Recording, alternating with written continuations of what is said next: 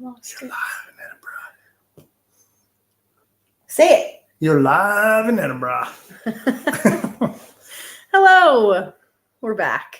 You're back. I was always Ooh. here. I was okay. I'm back from the dead.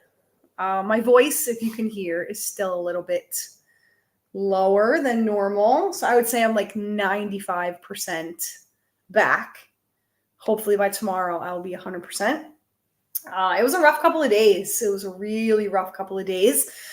COVID is going around here. The Fringe Flu is going around here.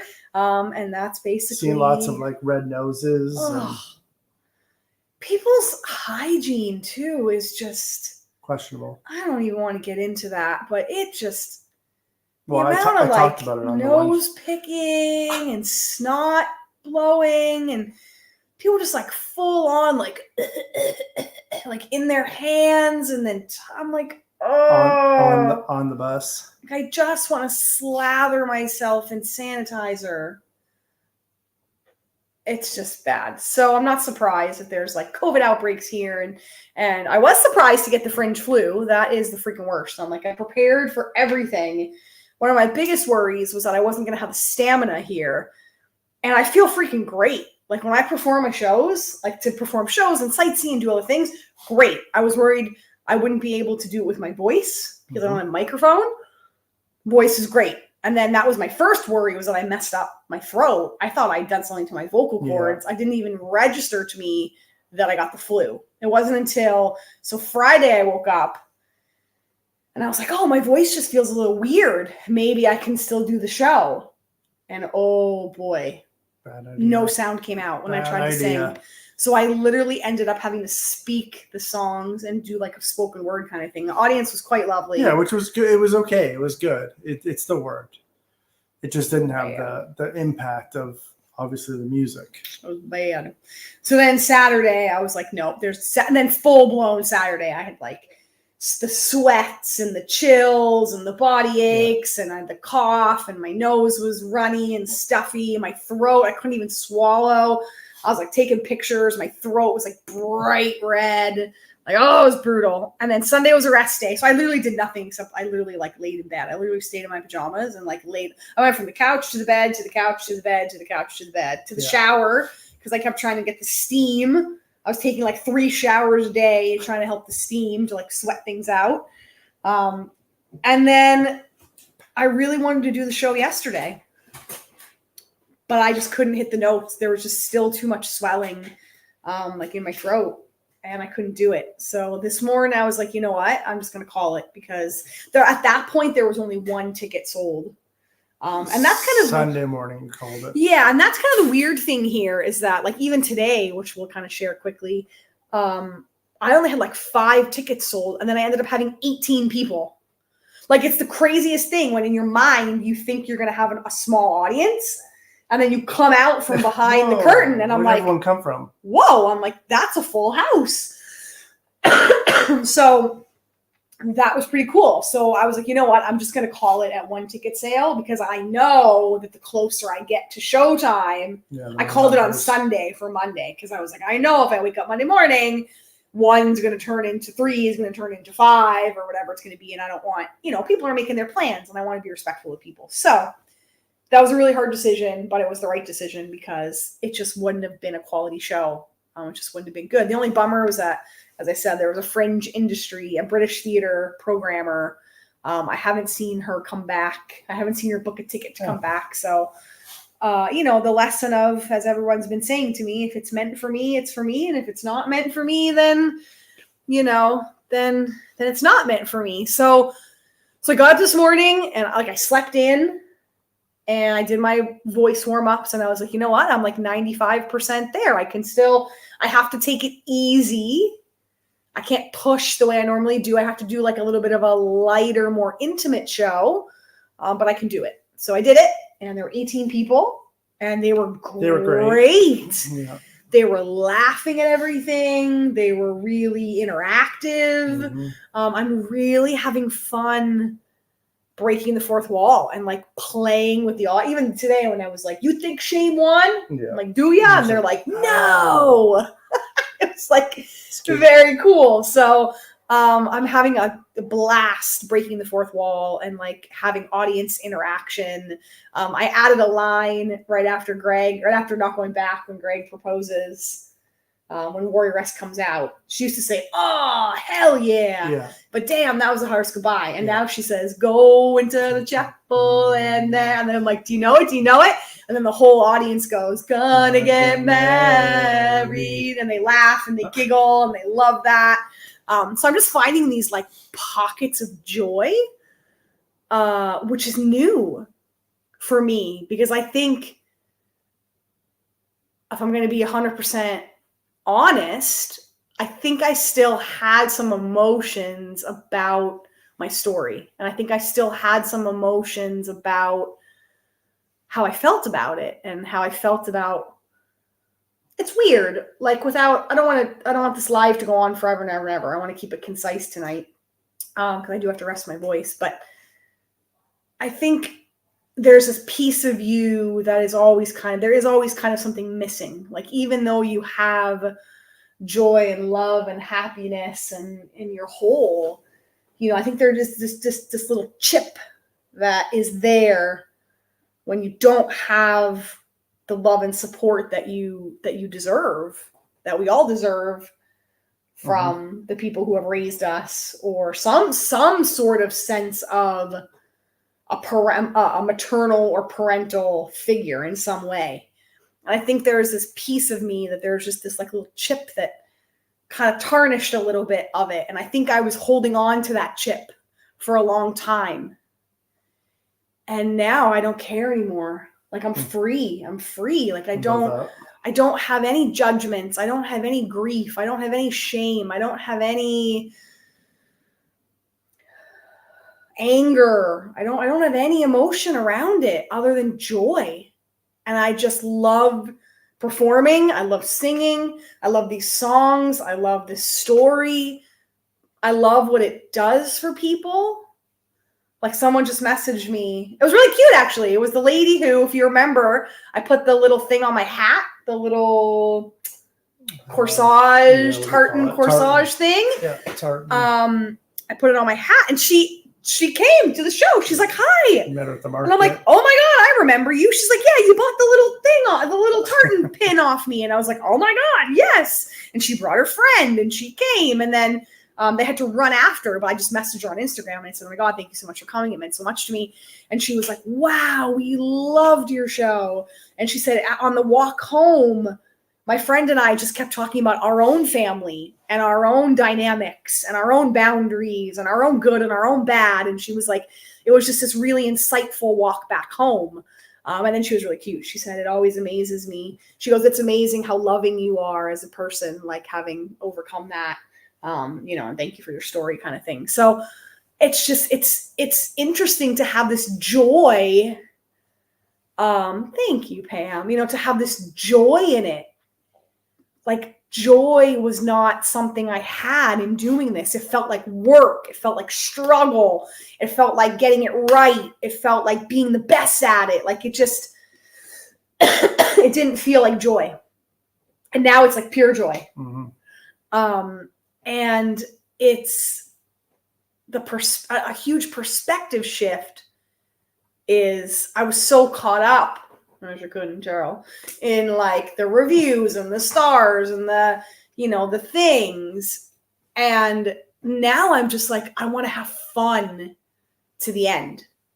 Like, what a gift when you're sick and all you can do is like lay in bed and think. You really think about what a gift it is when you're back up on your feet, and what a gift it is to be able to do the work that you do.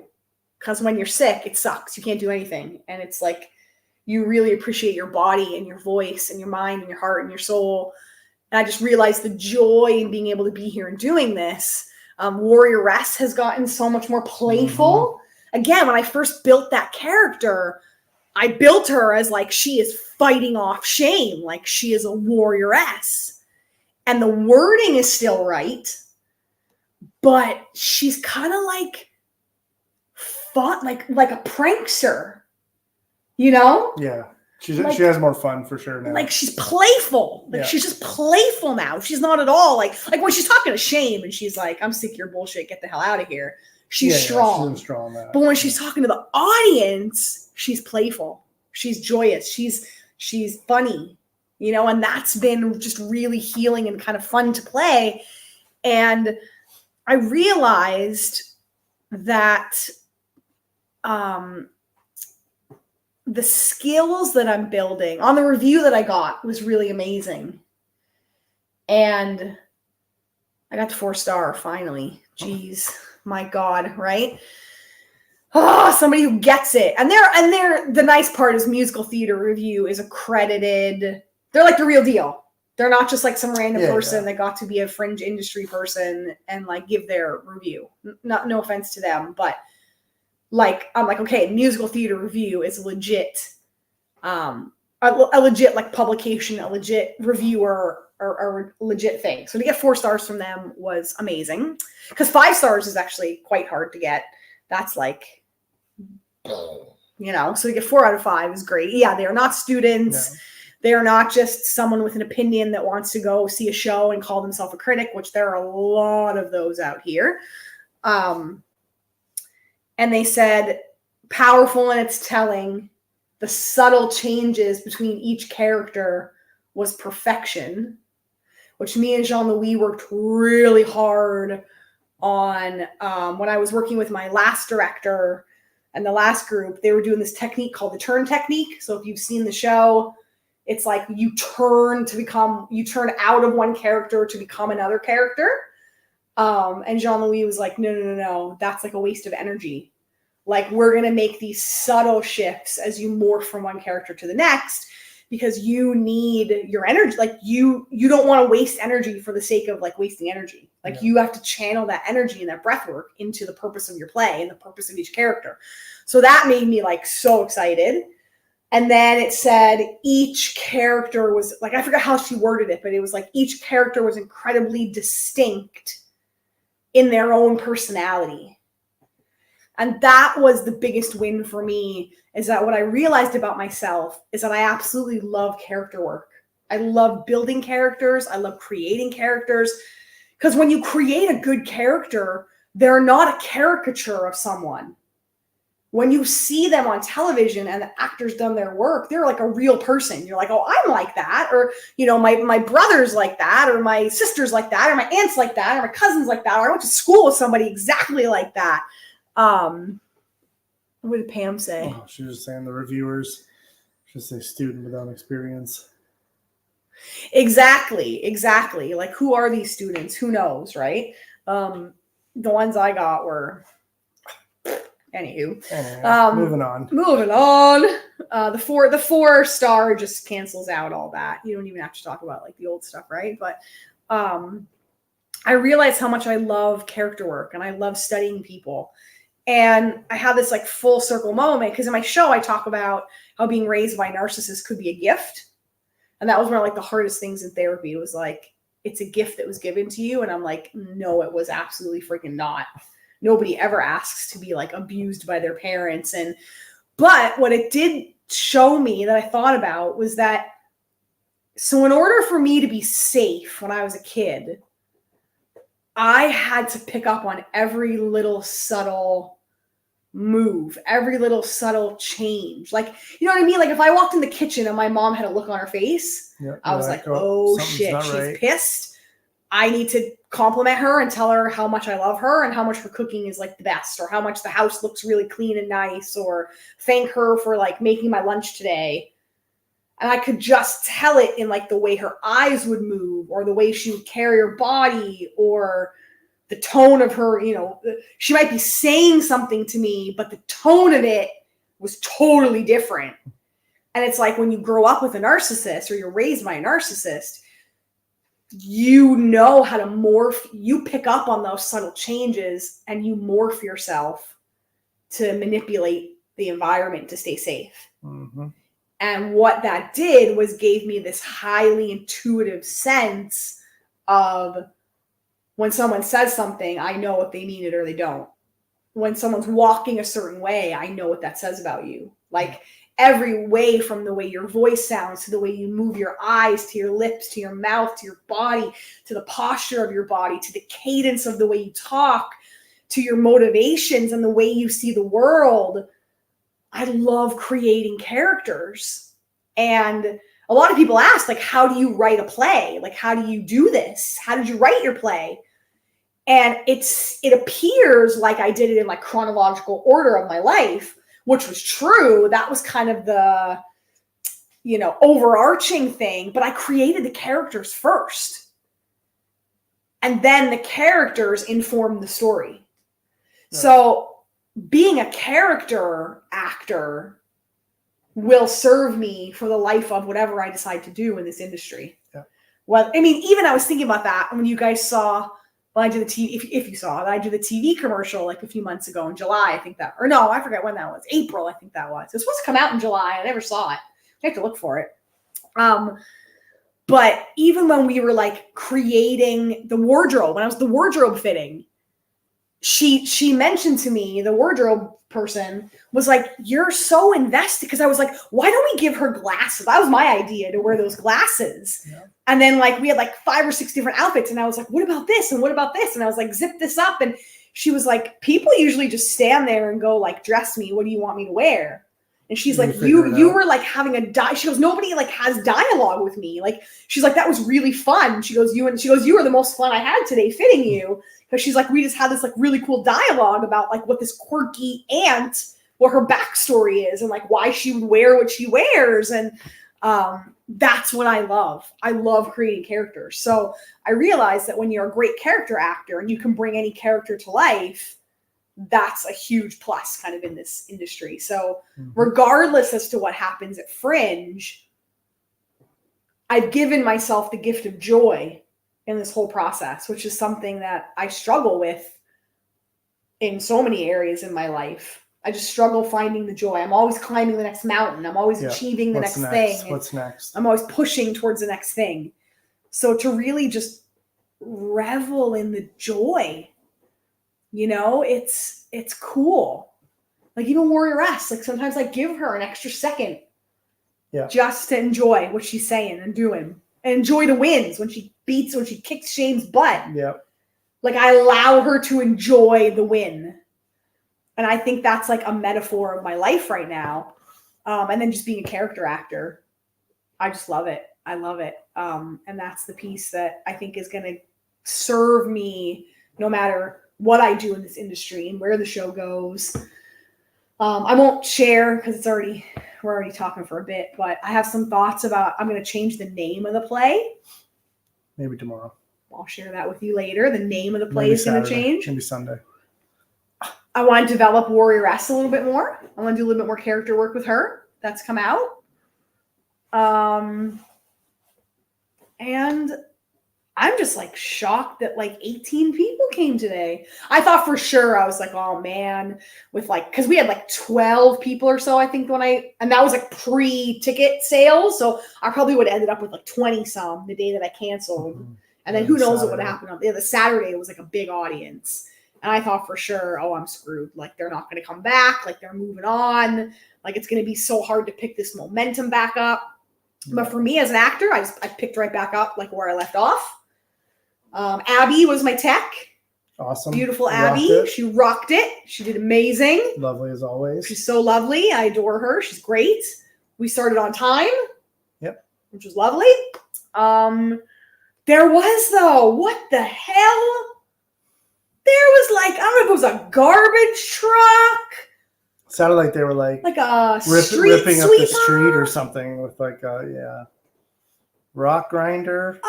For like a good and I'm talking like 15 minutes. It was a while. Yeah, it was a while. 10 minutes. It was like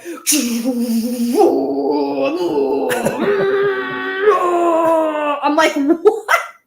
Yeah, it'd almost be like the sound like if you ever heard your tires getting balanced at like the mechanics. Oh my God. It was like a rock grinder. Yeah. I don't know what it was. It's like they were like, let's go right to the vent where this theater show is No, happening. that's the sad part. It was Let's probably take like, rocks and put it in a blender it's probably like the end right outside. other end of the street. That's the sad part. It was so loud, and I'm just like, oh my dear God, I'm just gonna roll with it. Like I can't even. And then there were people talking, and same thing at some point. Somebody was like laughing really loudly, and I was just like, welcome to Distractionville. It's where we live here. So I was going to comment on the rock grinder, but then I was like, it was at like a more serious part in the play. Yeah, and so it wasn't really like appropriate. Like if I had the appropriate character to kind of comment, I would have. But you let Shane. Shane does all the talking when that happens. So what was your take? You guys were amazing. You went and put my stickers. I thought it was great. Like for coming back after the flu or whatever. It was a great show. It was great. The audience was, I'd say, amazing. The best, if not one of the top 3 best that we've had here. Very involved. Which was lovely to kind of come back to that. They even clapped after the sad songs. Yep. Yeah. Yep. They never clap after Good Girls though. Lots of feedback. Well, yeah, because it's not appropriate. It's like it's your. But then Shane makes a joke about it. Exactly. I say, "Oh, you don't want to clap after that one, do you?" And then everybody starts laughing. So that's kind of like clapping. And that's like the improv that I enjoy. What were you gonna say? I don't remember. No, that's it. Like I was just gonna say, like they were like really positive. They were a great crowd. Yeah. So I mean, that's the win. Yep. Audiences keep coming. I did not play the flyer game here. We did not flyer. We did not hand out flyers. Not very much. I don't go and flyer every day. It's just weird to me. I mean, I know it works. People are claiming that they're getting butts and seats and it's working and it's great. But I'm just choosing to like what will be will be. And thank you everybody for like lifting me up because I'm not normally like a negative Nelly, but I was definitely feeling negative the last like 3 days. It's easy to. I think it's easy to let in here. I realized the last thing I'll say. Is that I don't have a healthy relationship with social media. Like I need to really check myself because I should say I don't have a healthy relationship with social media. I compare a lot. Yeah, you let it influence your decisions. Like somebody today, like even was like in passing that I saw after the show, and she was like, "Oh my God, it's got a 5-star," and I'm like, "Oh my God!" And then I was on this like radio podcast, and they like asked me to do this thing, and then I just found out like 5 freaking stars. Holy crap! And I'm like, "Congratulations!" I was like, "Lisa, be nice." Be happy, be happy, be happy, be happy. No, you were pumped for her. I was. And I am genuinely, like, I don't want to act like I'm not happy for other people. Of course I'm happy for other people. I just start to go, well, what about, why do I feel less than? When is my turn? When's my turn? Like, I feel less than. And that's like this, that's the stupid, like, that's so stupid in thinking. Like, that's wasted energy. So, I realize that I have to do some work around that. Like, you can be happy for someone's success. It's like, I'm happy for your success and I feel less than. Yeah. And I just want to be happy for your success. Like I want to release the, that negative part that you don't need. And it's like when you're here and Twitter is like the big thing, like every single post is like 5-star, 5-star, 4-star. The Scotsman said this and Broadway Baby did this. And I got nominated for this award and I got shortlisted for this. And I don't got any of that. I came here hoping for that and I didn't get any of it. So it's like, okay, cool. Back to the drawing board of like, that still doesn't mean though that my show's not good and that I'm not serving people and I'm not here doing the purpose. Of course. So it's like letting go of all of that has been, when I got sick, I was just like, none of that shit even freaking matters. Like we were going to flyer and I'm like, it doesn't matter. And then I was going to reach out to my PR person and I was going to say, like, we should ask more critics to come. I got 4 stars. Yeah. Like, we should be telling people and we should be asking more critics to come. And I was like, I don't even want them there. I don't even care. I don't even want them there. It doesn't even matter. I don't care about that anymore. Yep. So, and you're having fun now. You're enjoying it. Having fun. I'm just the last 4 living days. In the joy. We got 4 more shows? Wednesday, Thursday, Friday, Saturday. That's it. It's a wrap. 4 more shows. Just doing this thing is a win. My God, this is insane. With all the distractions and the things and Just being here and showing up is a win. Yep. So Agreed. And I wouldn't be able to do it without you and Oliver. Mm-hmm. My God. We got you. I wouldn't be able to do it without you, Pam and Barbara and Ellen and everybody who's like Celine, everybody who's reaching out and I'm having conversations with. And yeah, it's nice. That is the positive of social media, is when it's used as a support. Yep. And we can lean on each other and support each other and celebrate with each other. And, that's the cool part. So, I think it's important to share. I think people a lot of times always say to me, like, you're so happy and you're so positive and you're always so perfect. No, I struggle with comparisonitis. Yep. I struggle with imposter syndrome. I was like, what is laying in bed, hacking up a lung? I'm like, what is the lesson? What is the lesson? Like, I'm negative, I'm not always, it's not always rainbows and sunshine. We all have different things that challenge us in different ways. And, that's the beauty, I think, of stretching yourself and doing big things. So many people don't even have the courage to do a big thing. And I know it's cliche, but it's true. It isn't about the end. It's about who you become, along the journey. And I'm just really proud. Process. Yeah. I have a newfound love of this show, and I'm not done developing it yet either. Like I have different things I want to do to it, and it's in development. I have the joy, and I'm running clean, running free, which is good. Back at it tomorrow. One of Jean-Louis' friends, Chris Dolan, who's just lovely. He came to the show in the very beginning. He's in Glasgow, which is a train ride away. He's coming back to see the show, and we might go for a dinner or a walk or something after. It'd be lovely. We had a 3-hour dinner today. Yeah, it's lovely. It was absolutely lovely. Yeah.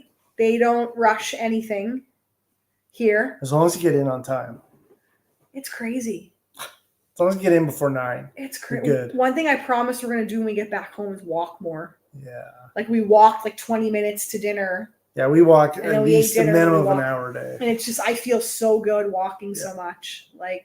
We just, you get spoiled with your car back home at the fresh air and the sunshine. Oh, it's a good one. I can't wait to share with you. It's coming. Don't worry. I'll tell you. Don't worry. Don't worry. I got to leave some to be part of it. But I'm going to go shower, rest my voice. We've been watching Schitt's Creek, which I love. Moira Rose is a brilliant character. If you've ever watched that, watch her. Next time if you watch Schitt's Creek. David. Watch the wigs, the way she dresses, the wigs that she wears. She is a brilliant character. The personality she gave She Moira. is the inflection in the voice, the way she speaks. Right? The reason, Schitt's Creek is so good for so many reasons, but they're so in their their character development is so strong, and that's why you love that show, because David and Alexis and Johnny and Roland and Twyla, they're just all in their character, and they're so believable, and that's why, that's just why that show works. I want to be Moira Rose when I grow up. She's so funny. Oh, so good. So, anywho, that's what we're going to do. And then we'll be back tomorrow. Thanks for hanging with me through everything and sending me all your loves and support and all the good stuff. I felt it. I needed it. You guys are here with me, and it means so much to me. And I love you. And I'll let you know how tomorrow goes. You want to say anything else? No, I'm good. I'm tired. Okay. Spoken like the truth. Spoken like the truth. All right. We'll see you guys tomorrow. Bye.